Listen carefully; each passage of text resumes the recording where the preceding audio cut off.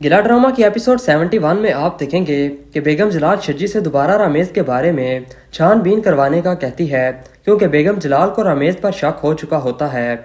अब शज्जी ये सोचता है कि अगर उसने रामेश के बारे में छानबीन करवा के अपनी माँ को ये सब बता दिया तो अंजला भी जेल चली जाएगी, जैसा शज्जी हरगिज नहीं चाहता। इसलिए शज्जी रामेश के बारे में छानबीन तो करवाता है, लेकिन बेगम जलाल को कुछ नहीं बताता।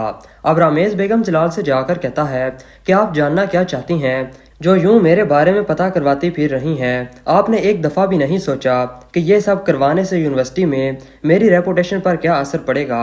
अब बेगम जलाल रामेश से माजरत करती है और उसे सारी बुशरा वाली बात बताती है और उससे कहती है कि हम ना चाहते हुए भी तुम पर शक करने पर मजबूर हैं, और अगर तुम इसे झूठ साबित करना चाहते हो तो तुम्हें अपनी माँ से हमें मिलवाना होगा।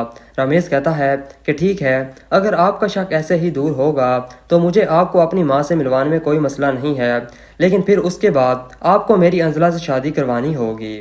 अब इस तरह रमेश वहाँ से चला जाता है और अंजला से मिलकर उसे अपनी माजी के बारे में सब कुछ बता देता है कि वो उस रात अपनी माँ को लेकर क्यों नहीं पहुँच पाया था। अब इस तरह अंजला भी रमेश को बेवफा समझना छोड़ देती है, और अब जब घर वापस आती है तो शज्जी अंजला से उल्टे सीधे सवाल करना शुरू हो जाता है, जिस वजह से अंजला शज्जी के मुंह पर थप्पड़ मार देती है।